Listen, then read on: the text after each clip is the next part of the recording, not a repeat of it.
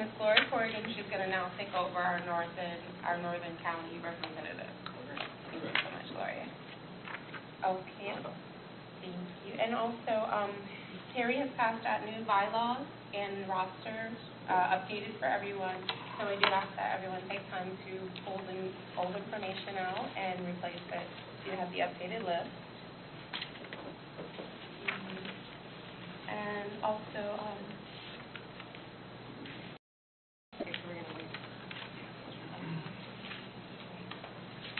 and we're looking at the minutes.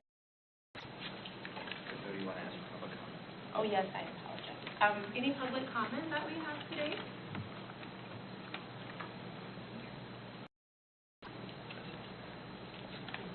No public comment, thank you. And now we're going to go over the minutes. To approve the minutes from the last meeting. Yes. Thank you.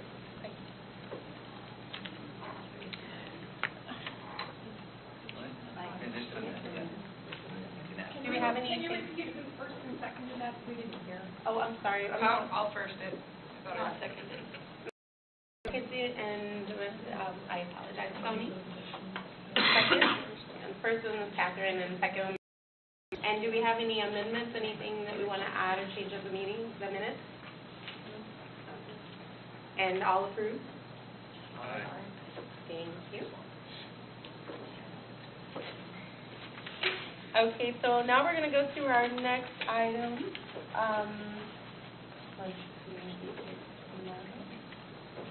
So we're looking at the bus advertising policy from Ms. Cindy Raskin-Schmidt. Hello, good afternoon. I am Cindy Raskin-Schmidt, I'm Director of Communications. Spoke with you all last month about what we are going to be talking about today. We have had our bid process.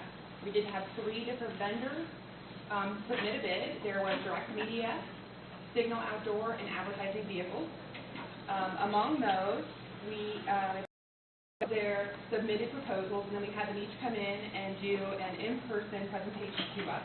And based upon the factors, advertising vehicles is the vendor that we are recommending for approval. Through negotiations with them, we got them to agree to a $325,000 minimum guarantee for the first year. Percent of revenue split over and above that amount. Of that, they're going to pay us 25% in advance at the beginning of each quarter. So at this point, I can take any questions. What we'll be asking for you today is to take action to recommend approval to the board for approval of the bus advertising agreement. Any questions? Okay. Any questions for Ms. Smith? So this action, this recommendation by TRAC, again, the purpose of TRAC is the PSA board from your perspective as riders on the system. So this first action that Cindy's just asked you to make a recommendation on is probably not really anything that a rider would necessarily have an opinion on. It's just that we did a procurement where we selected the best firm, which is this company called Advertising Vehicles, Inc., to sell the ads that are on the outside of the buses. So if you'd like to make someone would like to make a motion to approve that in a second, then she'll go on to Part B. A motion. Second. I'm sorry, what was the first motion? Second. Okay, we have passes. Thank you. And all approved? Aye. Okay, thank you very much. The part that's in your packet actually has a B on it together and actually make a motion to approve those together. The first one is a little bit technical. The board of directors in the past, in 1999, had a resolution which outlines how the bus advertising program works. What we are asking is that the board repeal that old resolution and replace it with a new that names a bus advertising policy as the governing document. So that's Part B. Part C is the actual advertising policy document. So if you all remember the presentation last month, I showed you some slides where we talked about the different sizes of ads that we had. And the really significant change is to allow government entities to advertise and also to permit alcohol to be advertised. I'll give you some examples of those. A government entity ad might include something like Pinellas County doing hurricane awareness advertising. Or you might have, if you've heard on the radio or seen the billboards, the click it or ticket right now the FDOT is doing to get people to wear their seatbelts. Our current policy doesn't allow us to take those ads. So by expanding the policy to include government entity advertising, we'll be able to collect those dollars and put those public service messages out there. The other part is allowing alcohol to be advertised on the bus. Some examples of that would be Frenchie's Cafe on the beach being able to show on their ad, you know, for a sandwich and a glass on the ad. Or you might have a microbrewery who is advertising. So those things are prohibited right now. We believe that opening up the policy a little bit to allow those things will let us get some more revenue dollars in here that we've been missing in the past. So that's the two-part, Part B and Part C, that we would ask you to make a motion to recommend approval to the Board of Directors. So do you have any questions about those? Yes, sir. With the political advertising, would that include campaign advertising? Not political advertising, it's government and advertising. Political advertising is prohibited. Okay. Yes. And there's a big, long list of things that are prohibited. Most of the advertising on the buses has to be commercial in nature. So a business has to be selling a product or service. And that's what the restriction is right now. So allowing government entities is a little bit opening up of that. A lot of things are prohibited. If you look in that list, you can't do political ads, you can't do ads illegal, like you can't advertise drugs that are illegal, Sure. Or anything that shows, you know, dangerous behavior or a really big one, prohibited, you know, things that you would expect to be prohibited are covered. Any other questions that I can answer? Yes, ma'am. I have a thing on the alcohol. Now, is this going to be a microbrewery? In other words, if you allow that, you're going to have to allow each week with, you know, growlers and stuff like that. In other words, how are you going to? We would allow any kind of legal alcohol advertisement. Yes.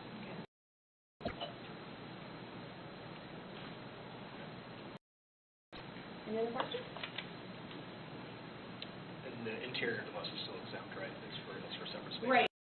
Except advertising on the outside of the buses. There is, I think, one ad that's still on the inside, and we'll allow that to go through the end of it.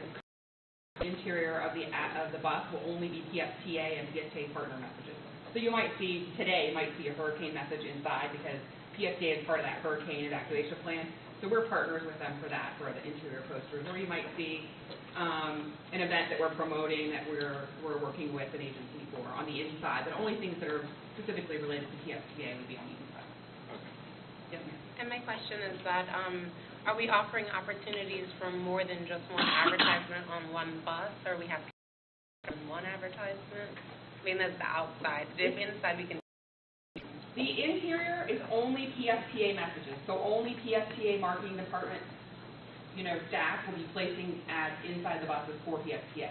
On the outside, the agency that you all just referenced will be out in the community selling those. And they can buy sides, all sides, and all different sizes of those ads and lengths of contracts. Any other questions? If I may, I'd like to know your reaction to window advertisements that are on the window. Do you find those distracting, or are you okay with them, considering that we get more money for them, which helps pay for us? I believe he's asking the committee that, not me. Yes. Distracting in the way of, as we're driving by them, because we don't see them. You don't see them on Well, the you do see, I think I know there were a few, it's a little bit, keeps you from seeing out of the window, but it's probably worth it for the revenue, at least my point of view. In the shade. Doesn't bother me. Thank you. Any other questions for Ms. Schmidt? And do we have motion to approve? Motion to approve Ms. Sunny for the second? Second. Gloria? Second. Okay, Gloria second. Thank you. Thank you so kindly, Ms. Smith, for your time. Thank you. Ms. Debbie Lewis, am I saying that correctly, with Capital Improvement Program? Yep. Thank you. Correct. What? I have a first and second, but didn't actually vote. Did you vote? Did you vote? Oh, I apologize. All in the favor of the motion for the advertising? Aye. Thank you. Oh, and wait, maybe before we have Debbie come up here, we have a special presentation. Our fellow TRAC member, Demetrius, was featured along his fellow classmates down at USF St. Pete that Demetrius is a part of that had some instruction on using public transit services. And we have a clip to show you of this Bay News 9 article that that was pretty good and featured Demetrius. Not famous. So. Bay News 9, news, weather, now, exclusively on Blake.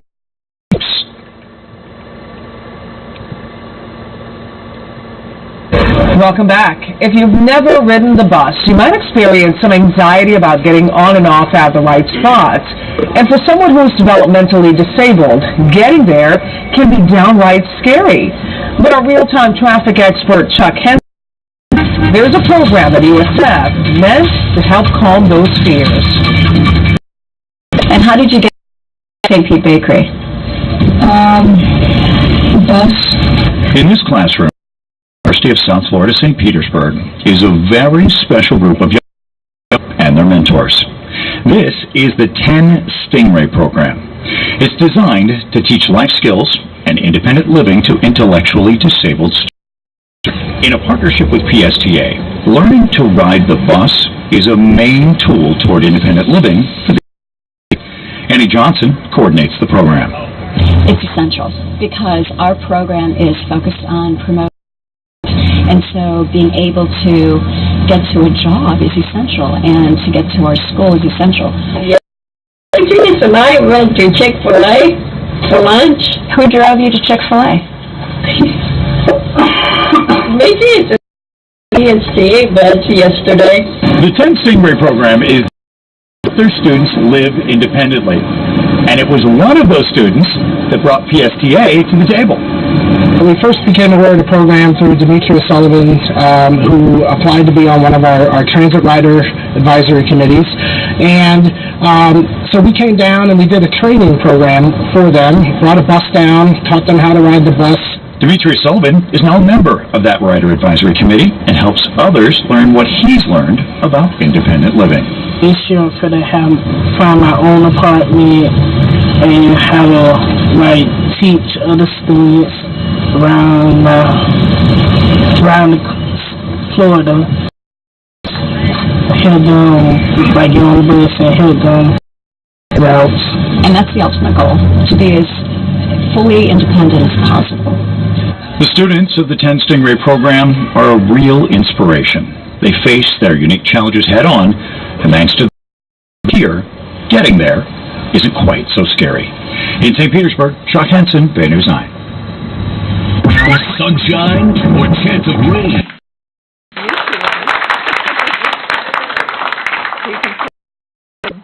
Okay, I don't know where yours is. Congratulations, Demetrius.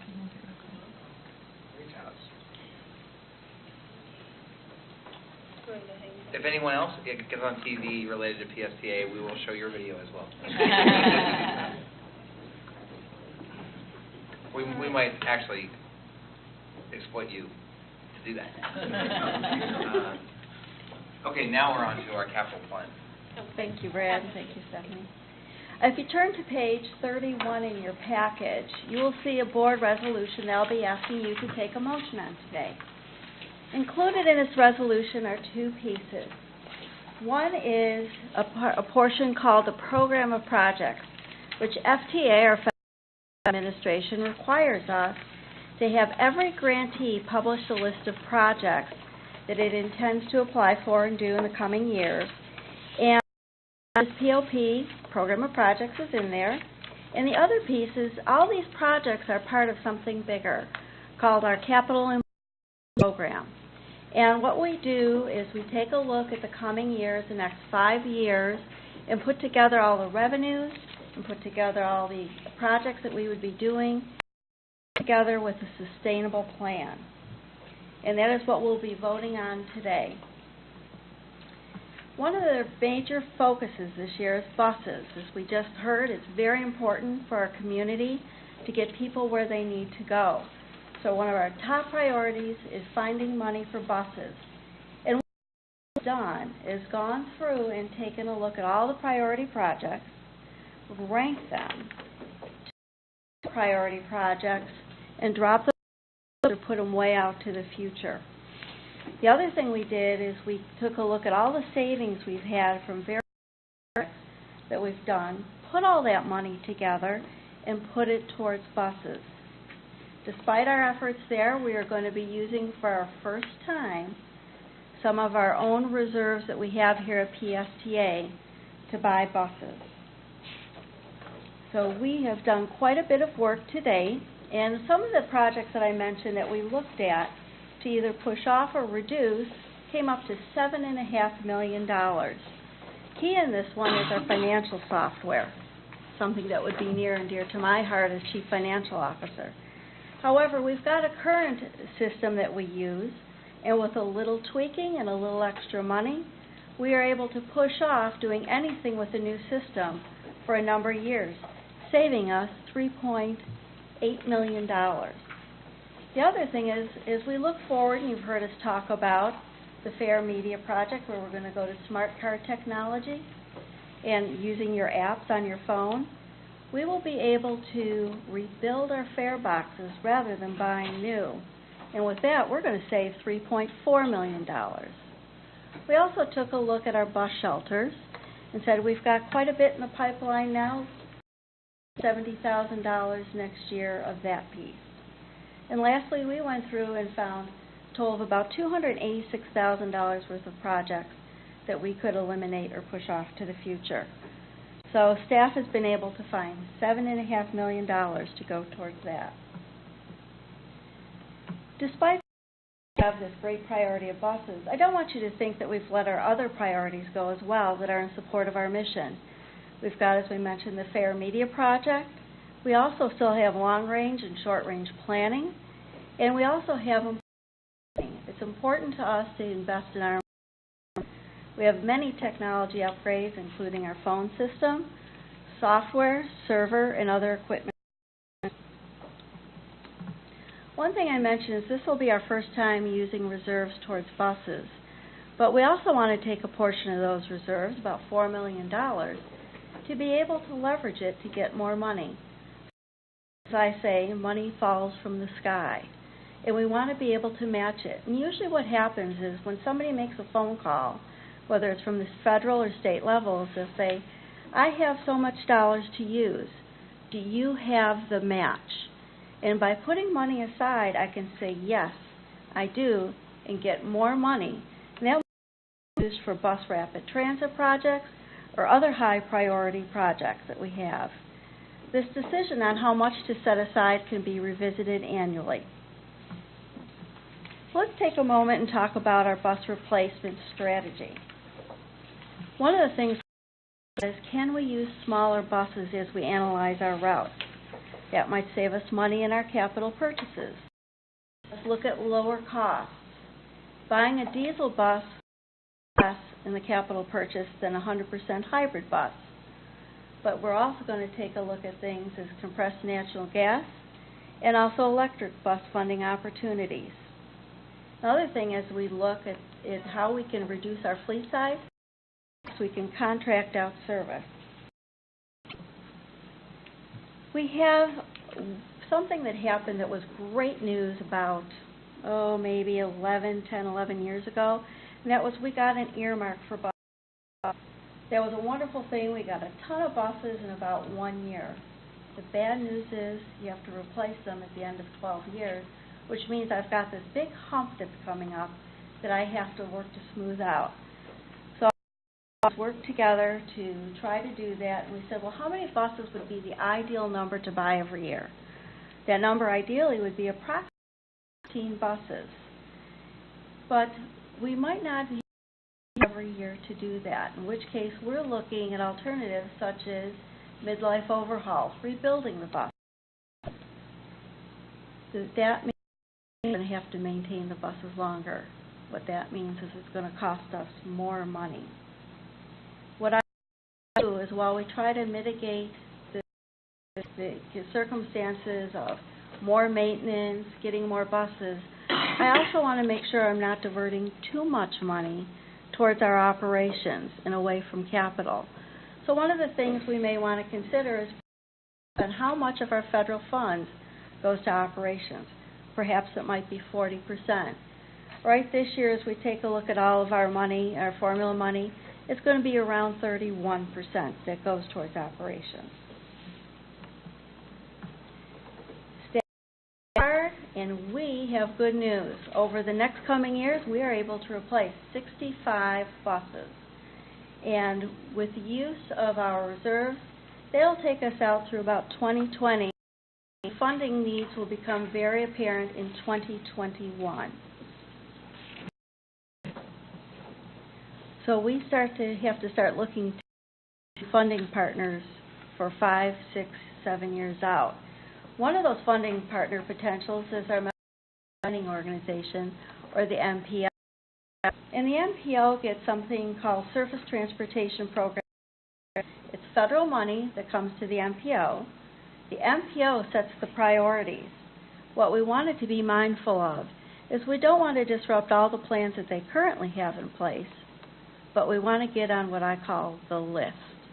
So if you list as soon as possible, perhaps as projects come in under budget, we might be able to get that money sooner than later.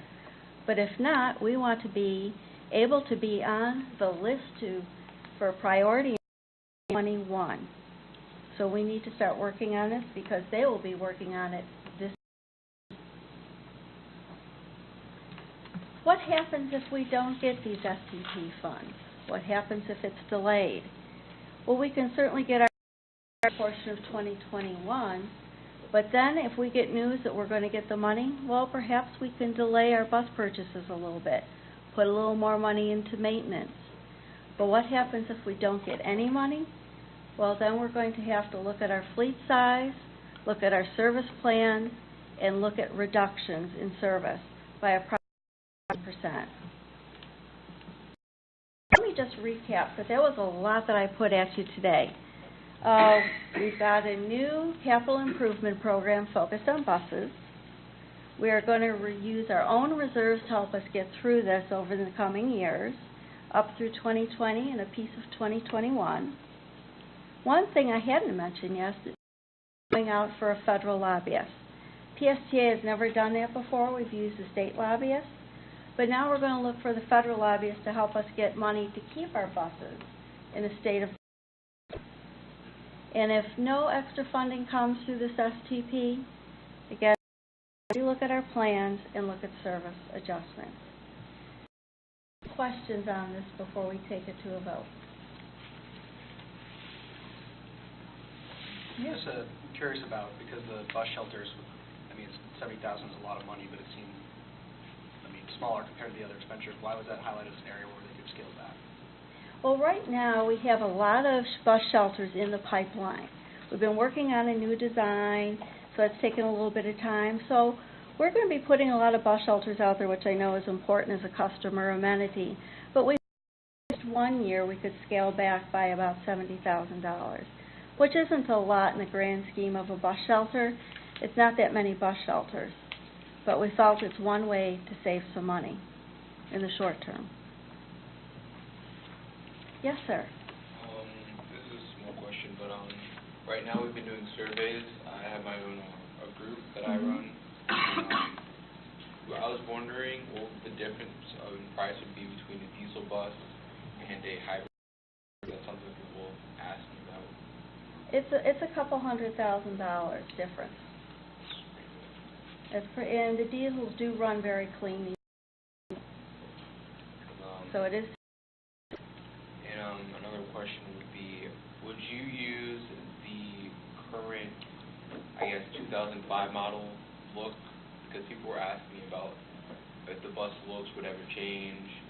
Would you move the newer Gillig diesel, or would you use the 2005 model, the main model that you see on the road? Well, we currently, they're always updating the models at Gillig or whoever wins the bid to do that in the next go-around. So to be the most current models that are out there, since we would be buying new.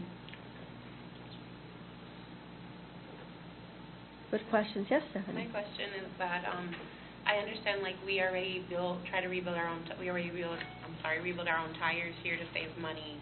But as far as rebuilding the buses, the complete buses, would that need more insurance being paid, more benefits? We would be looking to outsource that. We've spoken to at least one company just to get a flavor for what it would be. I mean, right now on a day-to-day basis, we are working to keep our buses, if you will, almost rebuilt. And so they stretch these lives out to at least 15 years. But a major overhaul, we would look to procure that and outsource part of it. And it would be most efficient. Yes, Vivian? On the connector buses where they're talking about buying, are they going to buy a better quality vehicle? I'm sure my maintenance staff would love that. So, no, we're going to be the best. That picture that Debbie showed in the slide is an upgraded, that bus on there. Basically a better quality vehicle. It's a better quality, yes. Because is it awesome quality?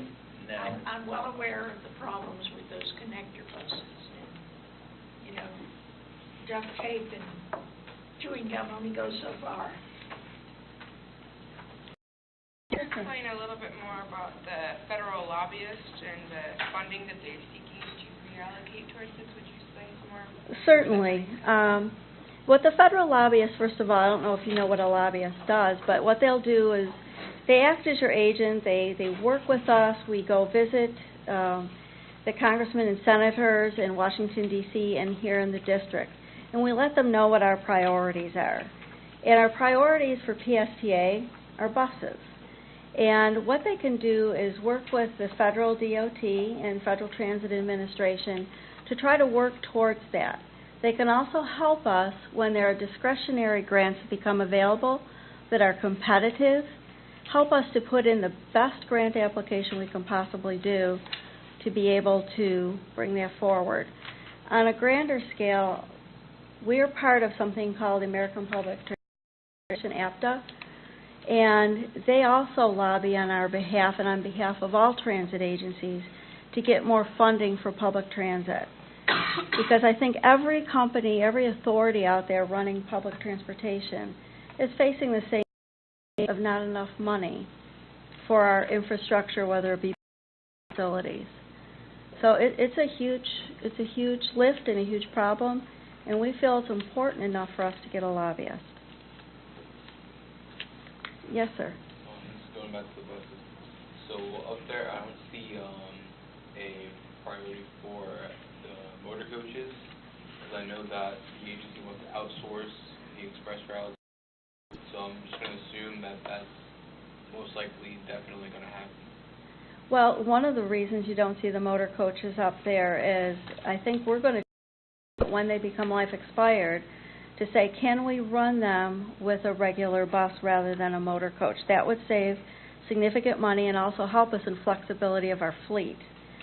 And when you think of it, if you're if you're taking a route that goes up 19, you're on the bus longer than people on the express routes are. So we're trying to be like Southwest Airlines and have a consistency in our fleet. Any other questions? These are great questions. Anyone else have questions? Any further questions from Ms. Lewis? If not, we can take a motion. Motion to approve. Any approved for discussion? Anyone second? Second. Second? I apologize. Sorry. Thank you. Jack is the second motion, and everyone, all approved? Thank you. Okay, thank you. Thank you so much for your time. And now we have the comparable codes of conduct by Mr. Jeff Thompson.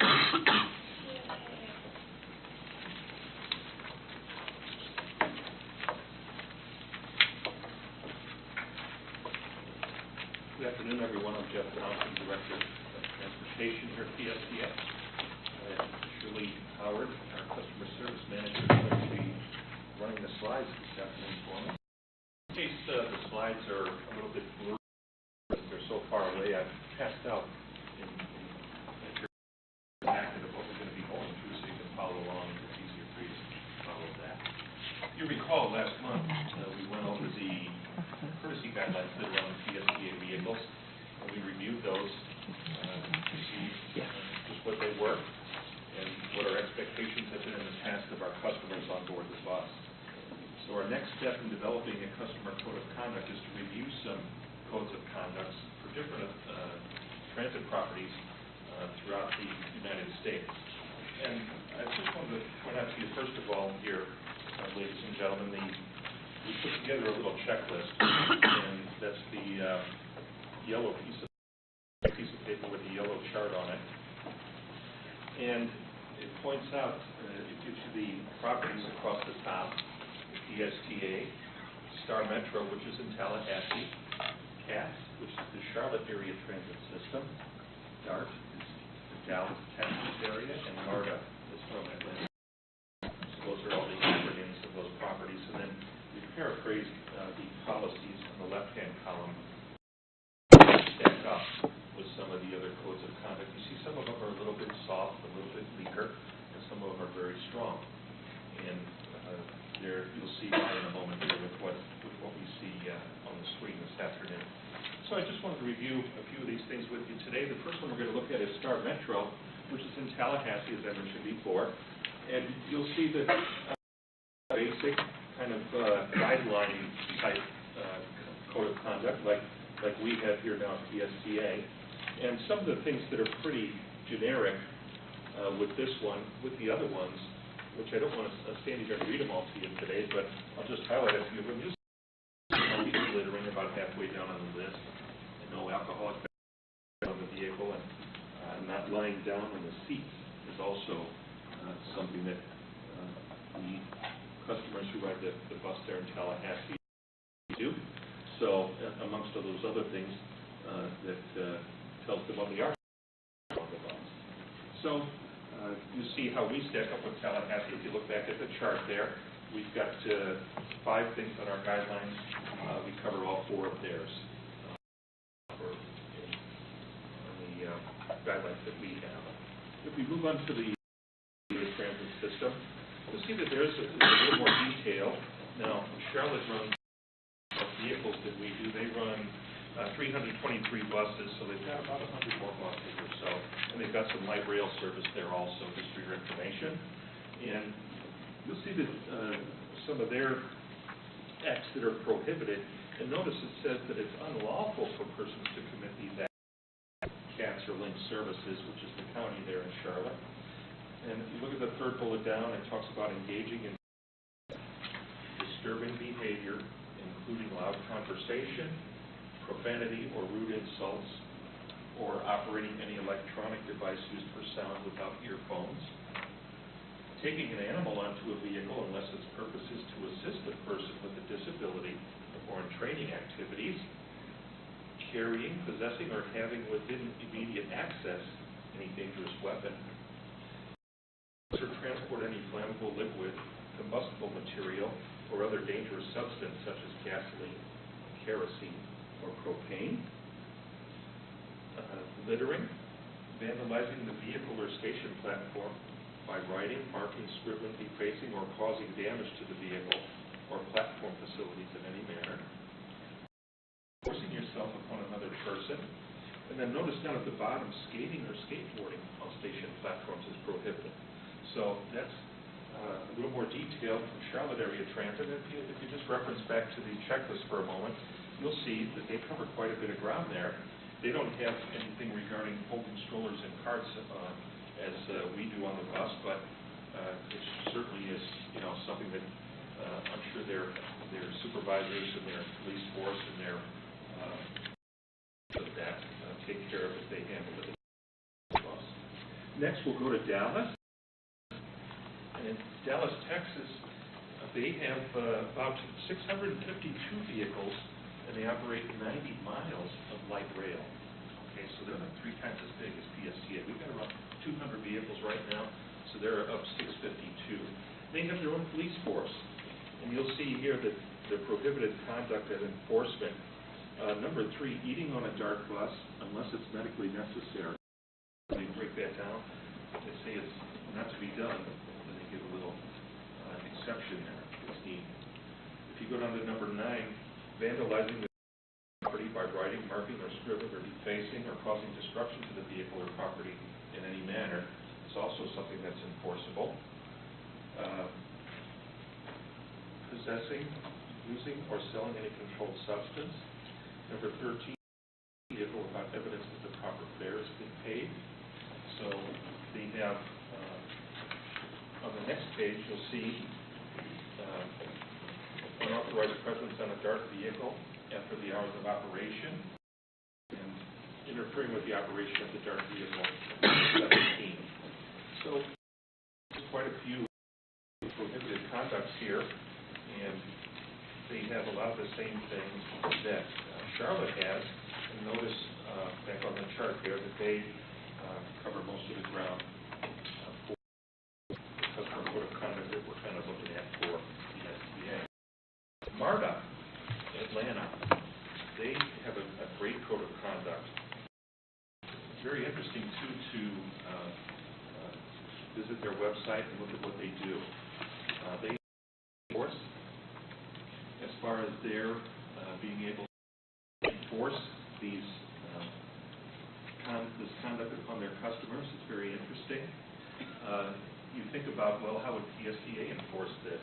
Well, if you think about if we have somebody who is trespassed from a PSTA bus, in other words, at the point where we have to call the authorities and we ban them from the bus for a period of time, and they are not allowed to ride the bus.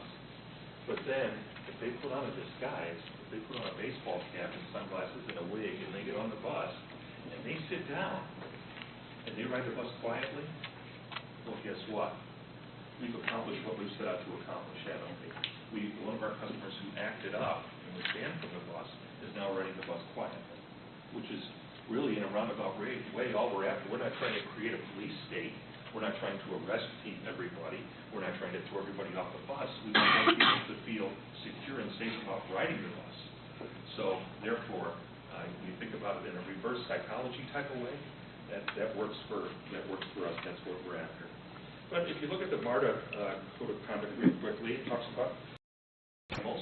Bringing the animals onto a vehicle is prohibited unless it's a service animal or it's in a listed on the customer. The B, it breaks it down too in the specific subtitles here. It talks about commercial activity or solicitation next, soliciting money or selling goods or trying to sell it to the operator or passengers is prohibited. Delivering or distributing handbills or flyers nature is also prohibited. So basically I'd call that harassing the customers. Okay? If you have a captive audience there, so you want them to buy your or check your website out or whatever, you would pass that out to them, but they don't allow that there. Letter C, conduct talks about some common sense behaviors, some things that MARTA frowns upon. Discarding litter accepted to a trash can, bringing commercial or large-sized carts and dollies on board the bus, roller skating, stealing or willfully damaging or defacing MARTA property. Notice at number 7, they've got net or a catch-all.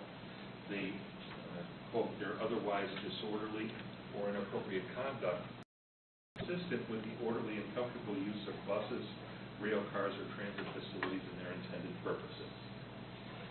With regards to letter D, fares, if you willfully refuse to pay the fare or share the fare media to a MARTA employee, you can be suspended or expelled from the vehicle. If you distribute counterfeit or stolen tickets, you also can get thrown off MARTA. Letter E, food, drink, alcohol, and drugs, some of the things that I mentioned earlier with some of the other codes of conduct.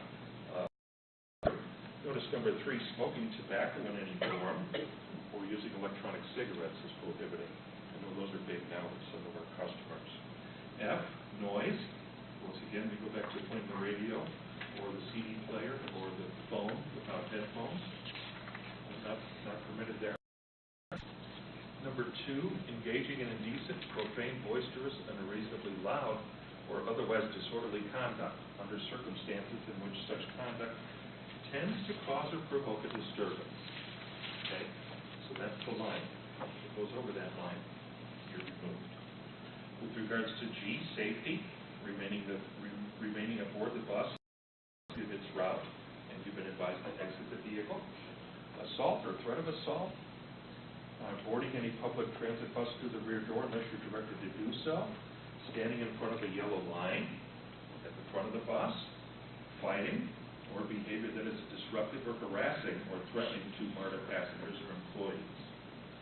H, weapons, carrying or possessing any explosives, acids, or other dangerous or destructive devices. And notice bringing those on board or the bus or the rail cars, knives, large swords, flammable liquids, etc., is prohibited. Notice, too, they put down there, and I've seen this on the trolley sometimes, fishing rods that are not broken down or have unsecured or exposed hooks or lures. With a fishing pole on it. I've seen it before, especially out on the trolley. Possessing a firearm if you don't have your permit. Lighting an incendiary device, and that's your lighter. So there's the nuts and bolts of the MARTA Code of Conduct. And like I said, their enforcement is they have their own police force, and they have their own appeal, the suspension process and the appeal board, and then you can either be expelled for 30 days, 90 days, whatever, depending on the crime. And there are people from within MARTA who are on this appeal committee that say, if you feel you've been wrong as a MARTA customer. So I just wanted to bring those to your attention this evening, and run through those with you, and let you know that PSTA, I'm happy to say we're headed this way. We're going to, in future meetings, develop a code of conduct, and ask for your approval on that. And we're going to take some first input from you and input from our employees to see what we want to include in that. And of course, that would go to the board of directors because they would have to approve any change like that. So, as far as our enforcement, as far as PSTA's enforcement now, a couple of these about this evening, they have their own police force. PSTA's enforcement is done with local enforcement. Okay? For example, if we have an incident or an accident in St. Pete or we need help with the police, the St. Pete police respond to the vehicle and handle the situation. The bus drivers are the first line of enforcement on this. Okay?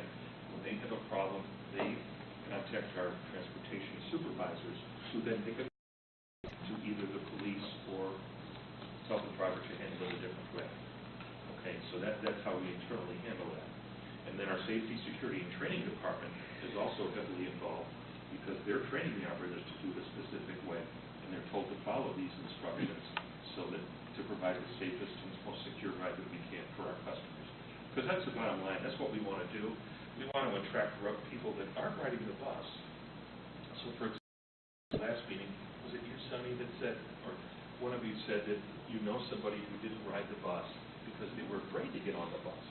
Okay. Well, I don't want the person to be afraid to get on our bus. I want that person to feel secure and feel like, hey, PSTA means business.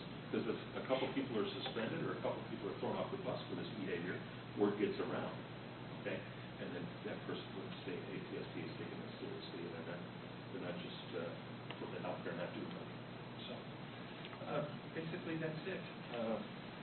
Mike, anything? Okay. Are there any questions or comments about this, Gloria? Go ahead. I have a question. Like this MARTA information is very extensive. How did they publish this to riders? How do riders know that you can't post this whole thing on the bus? They have a specific marketing campaign. They've marketed it very strategically. They have posters up in their stations and on their buses, and there's a specific violation. That if this happens, do this, or you're not. And they marketed it very hard. They put it on their website. They've gone on the radio and talked about it. I didn't see any TV reports about it, but I'm sure it was. I was more focused on listening to what they had to say rather than watching it. But that's how they do a real hard marketing campaign on it to get it out there. And before you know it, everybody knows. Jeff, you mentioned the number of buses in each group, but you didn't mention MARTA. I just would like to know. MARTA is,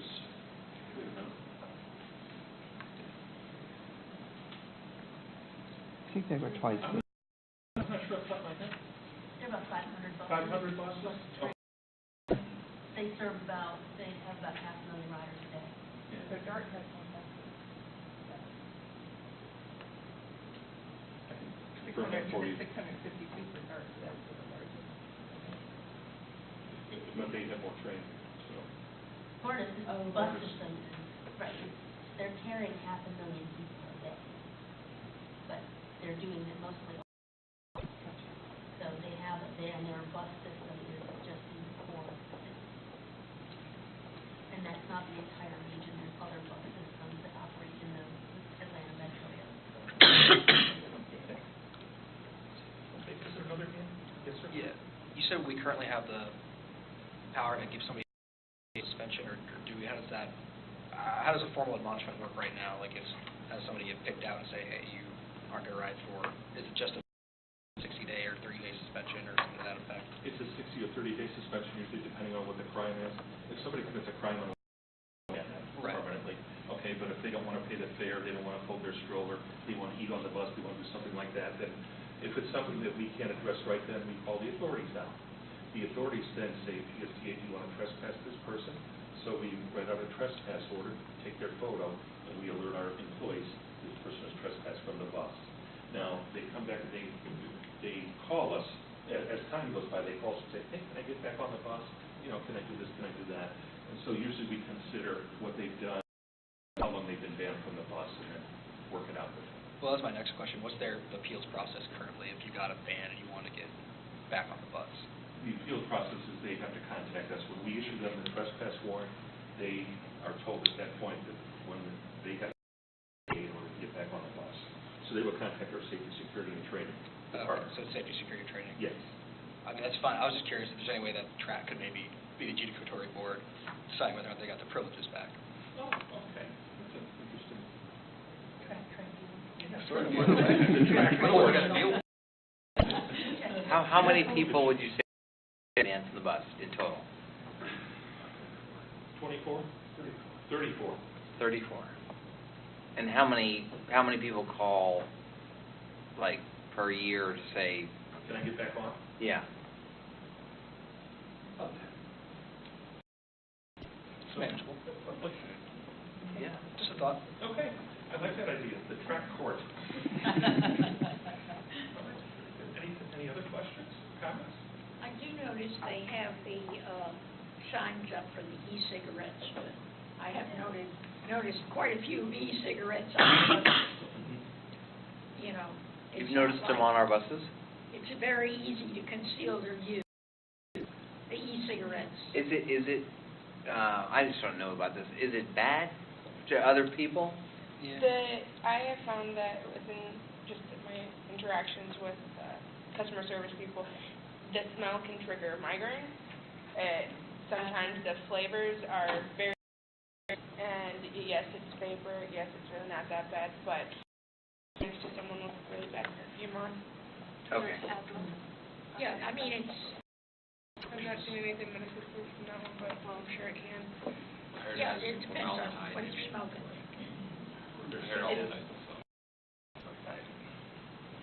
And I would also like to ask about, have any of you witnessed any of these things occurring on PSA's buses, or anything that Jeff mentioned besides the fishing rods? Like, do you have? And what about the? Well, I'm not sure if we're really skateboards and rollerblading and roller skating. No, when you say skateboard. ban You have on the bus, rollerblading. Yeah. bringing in the skateboard on the bus. Yeah. We do have people that bring skateboards on the bus, but we don't want them riding around the terminals or. Like Grand Central Terminal or. Yeah. I'm on board, we're okay with that. I've seen a few. You carry them on board the bus.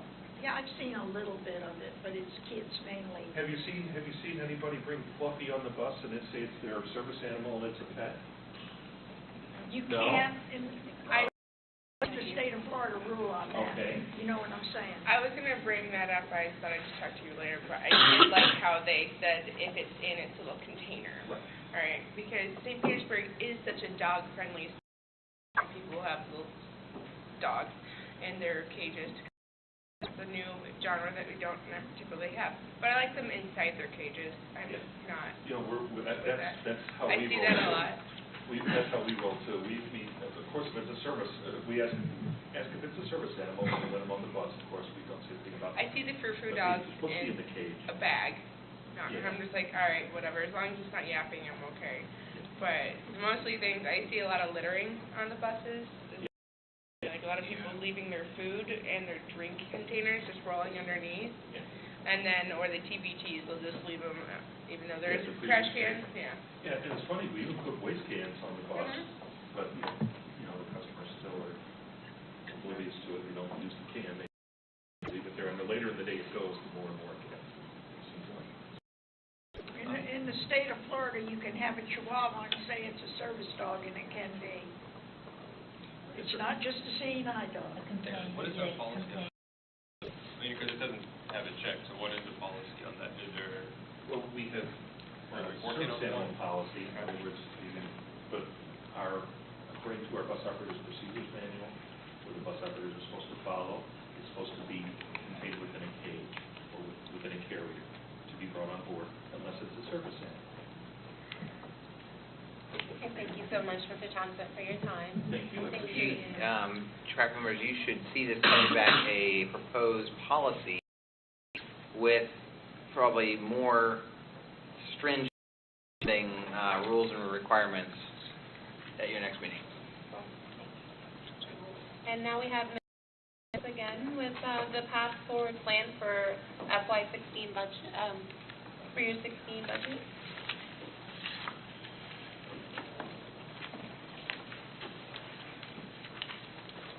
On the very last page of your package is a nice little chart that shows some of our strategic changes that we're going to be recommending to look at. As we prepare both the capital and operating budget, we take a little bit every month to look at because we want to spend enough time on it. And one of the things this year that we've been doing is workshops with our board. And on Friday, we are going to be doing a workshop and discussing these strategic changes because we want to stay customer focused about these things and how they can have an impact on the bottom line. Today, you actually took advertising revenue and increasing that, but we anticipate about $300,000 next year. So that's an action that will be also presented to our board this month. We spent a bit of time today talking about creating a sustainable bus plan and how important that is. And one of the other things that we're looking at is our routes and our service adjustments that may need to be made. There's a community bus plan that we are embarking on to take a look at and everything in there to create some efficiencies so we can redeploy our human resources, redeploy our assets such as buses into best serving the community. By doing so, we feel we can save $100,000 next year. There's something called the ad valorem tax, that's better known as a property tax for each of us that is a homeowner out there. And we are currently have the tax at 0.7305 mil with a max at 0.75. That's a statutory max. In July, the board will be reviewing that and making a recommendation to advertise the proposed millage rate. And if they do that, they will be also voting on it in September. If we increase it to the maximum rate, we can gain $970,000 in fiscal 16.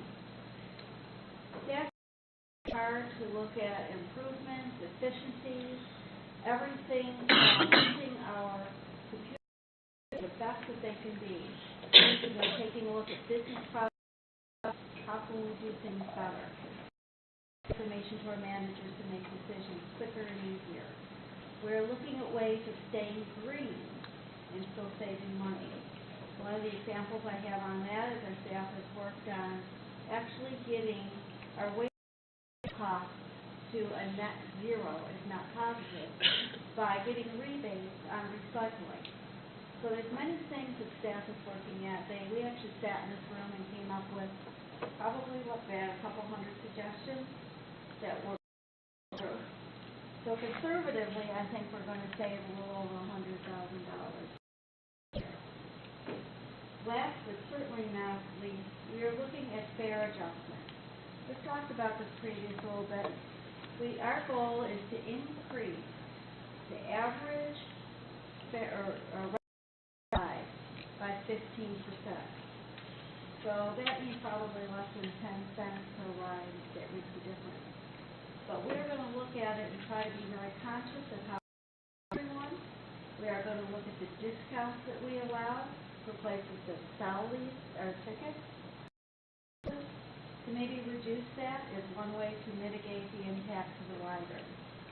But if we were to go ahead and change our fare structure, it would increase revenues by about $1.5 million.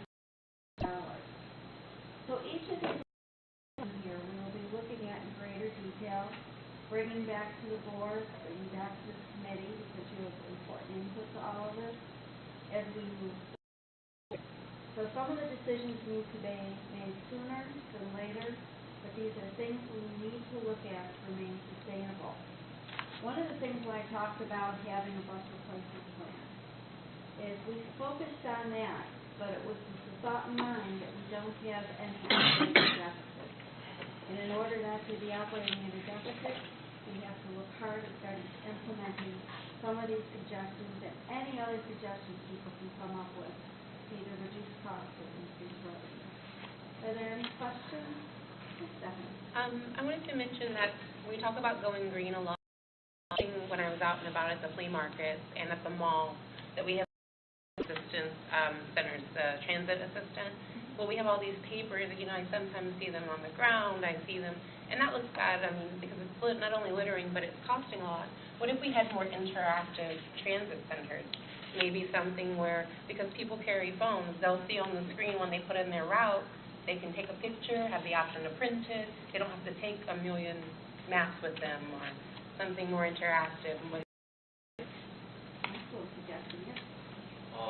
One of the members of my group, Nels Connect, actually suggested that PSDA partner with Google Transit or Move It to see if they can get an app with their name on it. It just be more or less a link to Google Transit, but somebody download the PSDA app, click it, put in their GPS, and then it shows them all the routes near them.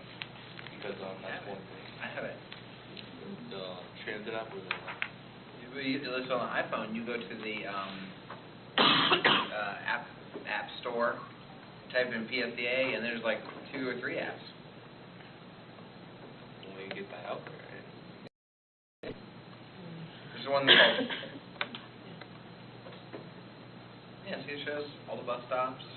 I think it's using Google, and then it shows where the buses are. Or you click on any of the bus stops, and it says, bus coming, the 97 is going to Williams Park in 20 minutes. Yeah, what's it called?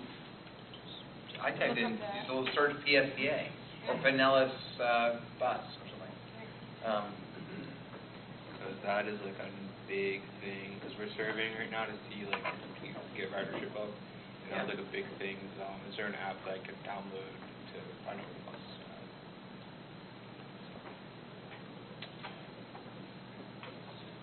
Any other questions? Yeah. Just have a PSDA. There's Do you have a question? Can I just make a comment? Just be aware, those apps are great. I've looked at most of them, and they're great. But keep in mind, a lot of those apps, they're not necessarily always maintained. So They aren't developed by PSDA. They're use our information. So they may not be so timely in putting the right information out there. Because when they pull it off our site, they get that information. Well, the information is coming from our site. It is.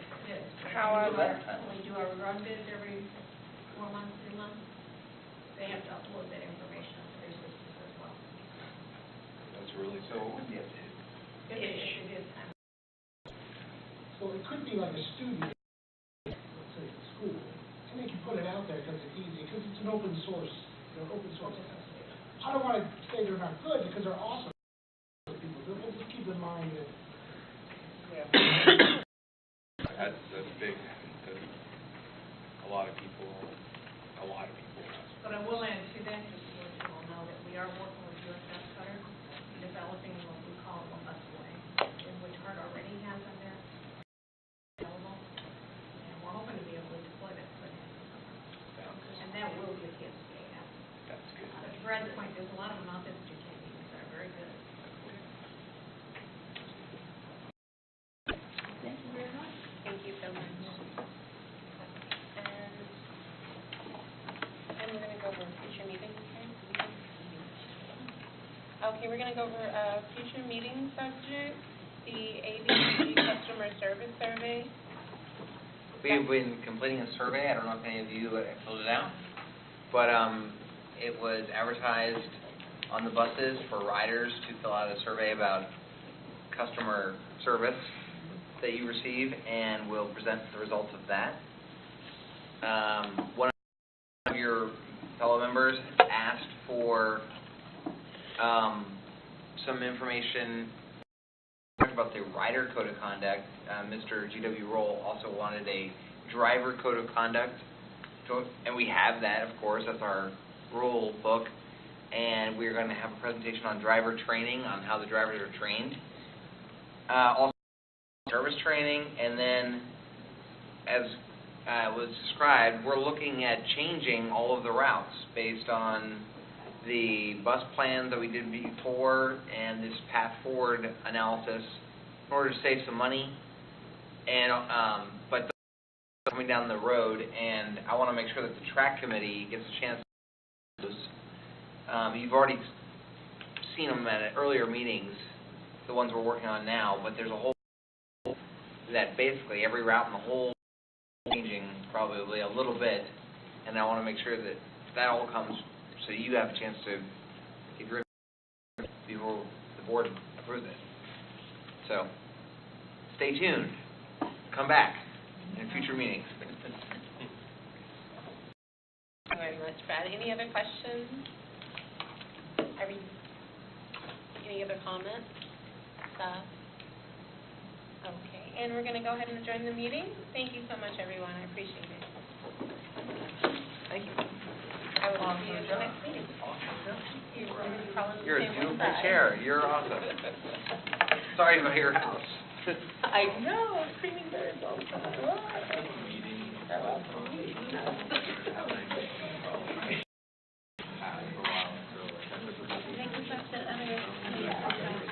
Definitely. Sandra, are they in blue?